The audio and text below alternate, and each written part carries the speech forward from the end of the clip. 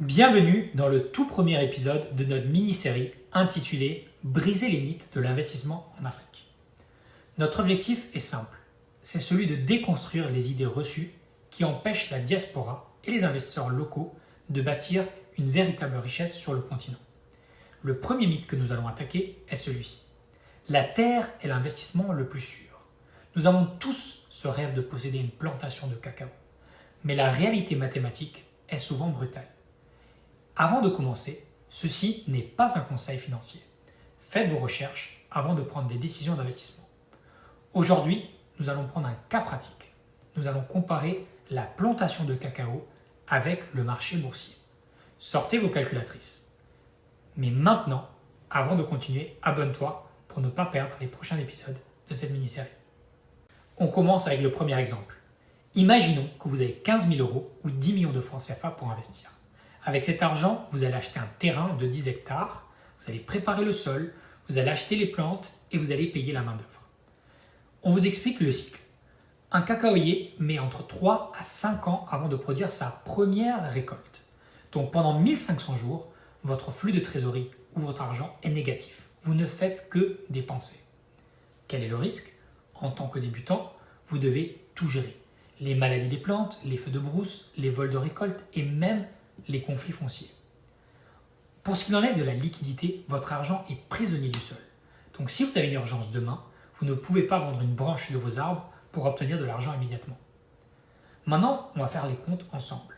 Avec un prix d'achat moyen et une récolte standard de 5 tonnes sur vos 10 hectares, votre revenu brut serait d'environ 7 500 € par an. Mais attention, ce n'est pas ce qui rentre dans votre poche. Il y a des dépenses à payer. Donc une fois que vous avez déduit l'entretien, les engrais, le transport, la main-d'œuvre, il vous reste plus ou moins un profit net d'environ 3 000 à 3 500 € par an. Quel est le vrai problème? C'est que ce chiffre ou ce revenu commence seulement à partir de la 5e année. Donc mathématiquement, il vous faut attendre 8 ou 9 ans au total avant de commencer à récupérer l'investissement initial des 15 000 €. C'est ce qu'on appelle un investissement sur le long terme.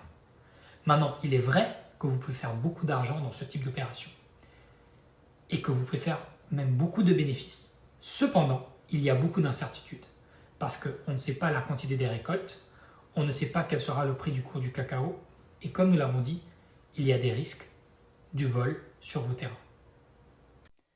Maintenant, prenons le deuxième exemple, le marché boursier, où au lieu de gérer vos propres arbres, vous investissez dans ceux qui savent déjà le faire à grande échelle. Prenons un exemple réel pour montrer que nous maîtrisons le sujet. La SAPH, Société africaine de plantation d'EVA en Côte d'Ivoire. C'est le leader du caoutchouc naturel. Regardons maintenant la réalité de vos gains avec cette action sur cette même période de 9 ans. D'un côté, notre planteur de cacao vient tout juste de récupérer ses 15 000 € initiaux après 9 ans de sueur. De l'autre côté, avec la bourse, tout d'abord, il y a les dividendes. Certes, pas toutes les entreprises cotées en bourse payent des dividendes chaque année, mais beaucoup le font. Et pour cet exemple, on va supposer que c'est le cas, avec un rendement moyen de 5%. Avec un rendement de 5%, vous auriez perçu environ 700 € chaque année. Sur 9 ans, cela fait 6 750 € de cash pur qui est tombé dans votre poche sans aucun travail. Parlons de la plus-value. Si l'on suit la performance réelle de la SAPH, vos 15 000 € de capital ont été multipliés par plus de 3,5%, ce qui fait que votre mise de départ vaut maintenant 52 500 €. Le bilan final, il est sans appel. Après 9 ans, le planteur a ses arbres et a ses 15 000 € récupérés, mais l'investisseur boursier, lui, a un patrimoine de plus de 59 000 €, qui inclut le capital et les dividendes, ce qui fait une différence de plus de 44 000 € en faveur de la bourse. C'est cela la puissance des marchés financiers africains. Le tout sans jamais avoir touché une machette ou une daba. Pour ceux qui comprennent le petit jeu de mots, c'est une parenthèse que je vous fais. C'est de là que vient daba. La daba en ouchi, c'est une pelle. C'est un outil pour travailler la terre. Et pour nous, daba, c'est l'outil pour investir en Afrique. Dans le deuxième exemple, vous investissez pour avoir des parts dans une entreprise qui fait de l'agriculture, mais sans vous casser la tête pour lancer votre entreprise de zéro. C'est ça la vraie différence. Pour terminer, je tiens à être très clair. Notre objectif n'est absolument pas de vous décourager d'investir dans l'agriculture africaine. Au contraire, le continent a besoin de fermes modernes, de récoltes locales et d'industries fortes pour nourrir ses populations et assurer sa souveraineté. C'est une mission noble et vitale. Cependant, il faut être honnête, ce type d'investissement n'est pas fait pour tout le monde, en raison de son coût élevé, de sa complexité opérationnelle et des risques imprévisibles. L'agriculture en direct demande une présence et une expertise que tout le monde n'a pas. L'Afrique regorge d'opportunités incroyables.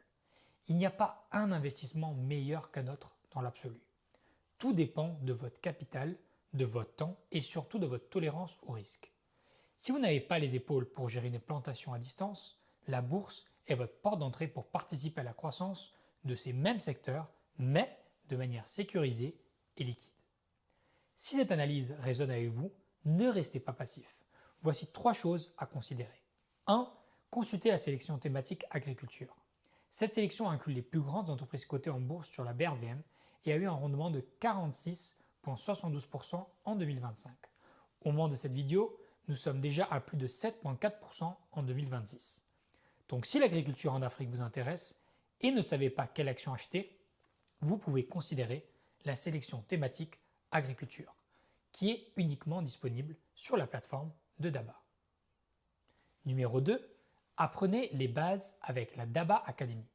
Si vous êtes à vos débuts ou essayez de comprendre comment investir dans les actions africaines en Afrique de l'Ouest, nous avons créé une formation en ligne avec 20 modules qui vous expliquent le fonctionnement du marché boursier dans la zone UMOA.